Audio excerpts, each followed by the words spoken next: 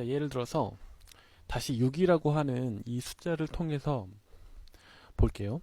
우리가 6을 만약에 등식을 사용해서 2 곱하기 3으로 표현했다라고 한다면 우리는 여기서부터 어떤 거를 알 수가 있냐면 2와 3이 6의 약수구나 라고 알 수 있습니다. 그죠? 그러니까 등식만을 가지고 우리가 이 6의 약수들을 알 수가 있는 거예요. 다시 얘가 이제 여기서 조금 변형을 해볼게요. 여기서 얘가 2고 얘가 3이니까 지금 여기 1을 곱해질 수가 있잖아요. 그래서 수를 이렇게 묶는 거예요. 이렇게. 그래서 우리가 1 곱하기 6 이렇게 표현했다라고 한다면 1과 6은 6의 약수가 되는 겁니다. 그래서 우리가 이 등식을 활용해서 약수를 구할 수가 있어요. 그러니까 굳이 모든 수를 다 나눠보지 않더라도 이 등식의 성질을 이용해서 약수를 구할 수 있다입니다. 자, 예를 들어서 12라고 하는 수가 있다고 해볼게요. 그럼 12의 등식을 이렇게 딱 해놓고 수 하나를 먼저 결정을 해요. 가장 작은 자연수로 1. 그 다음에 뭐를 해야 12가 되냐? 이렇게 곱하기 12를 해야 12가 되죠. 그러면 1과 12는 약수가 됩니다. 다시 또 12라고 하는 수를 다시 표현을 하는데 어떻게 표현하냐면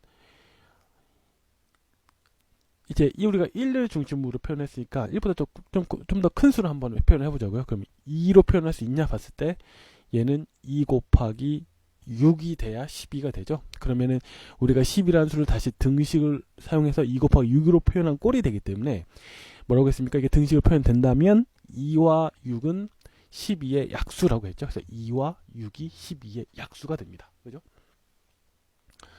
자, 그러면 이번에는 2보다 큰 수 3으로 한번 표현해 볼게요. 그러면 어떤 수를 곱해야 12가 되죠? 4가 되죠. 그래서 역시 12는 3 곱하기 4 이러한 등식을 만들어낼 수 있기 때문에 3과 4는 12의 약수다 이렇게 알아낼 수가 있습니다. 그럼 4는 어떻습니까? 4를 기준으로 본다면 우리가 여기서 볼 수 있듯이 4 곱하기 3 하면 12가 되니까 이 4와 3이 역시 약수가 된다. 4, 3. 근데 여기에 있는 4는 여기 이미 4가 있네요. 그죠?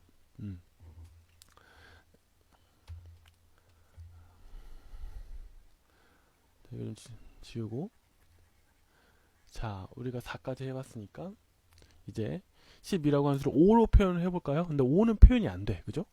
5는 5에서 어떤 수를 곱해서 12가 될 수 있냐라고 물어보면 그럴 수가 없죠. 그럼 5는 해당상이 안 되고 6은 어떻습니까? 6 곱하기 어떤 수해야 12가 되죠?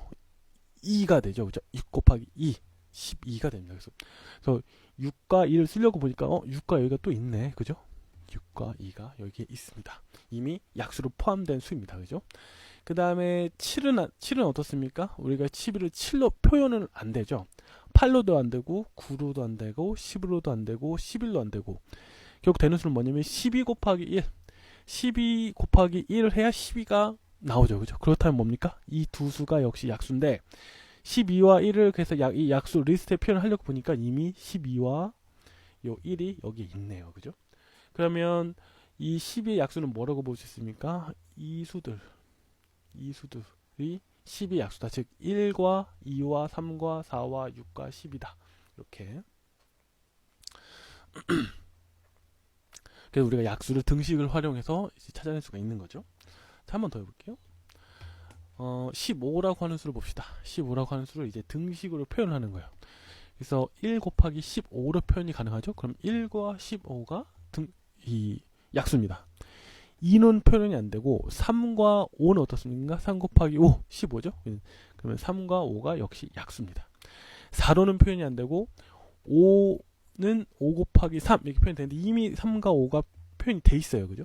그래서 더 추가할 필요 없고 6 안 되고 7 안 되고 8 안 되고 9도 안 되고요. 10도 안 되고 11로도 안 되고 12에도 안 되고 그래서 어디에 되냐? 15에서 15 곱하기 1로 표현이 되는데 이미 15 곱하기 1, 15와 1이 여기에 이미 약수 리스트에 표현이 되어 있습니다.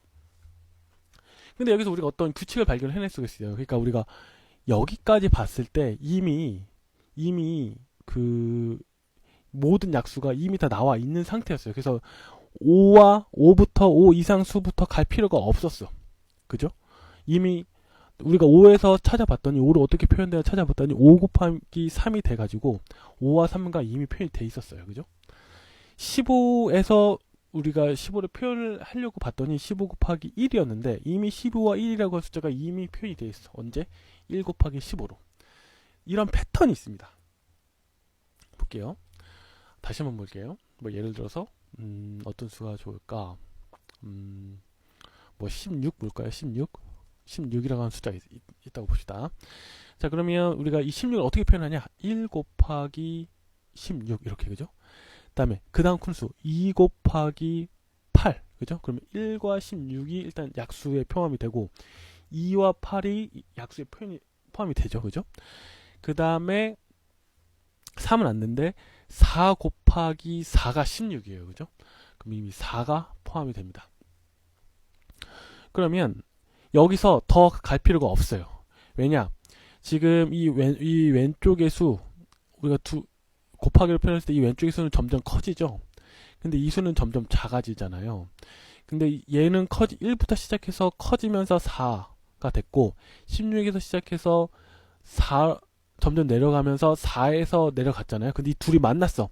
만나면 여기서 중단하면 된답니다. 우리가 이 더 큰 수를 해봤자 어차피 이 기존에 나와 있는 약수로 중복이 될 게 뻔해요. 그러면 이제 다음 수 16을 표현할 수 있는 다음 수가 뭐냐?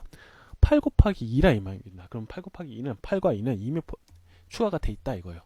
그 다음 큰 수는 뭐냐? 16 곱하기 1이다. 그래서 근데 이 16과 1은 이미 포함이 돼 있어요. 이 1과 16에. 그래서 약수를 이렇게 좀 더 가볍게 찾아낼 수가 있습니다.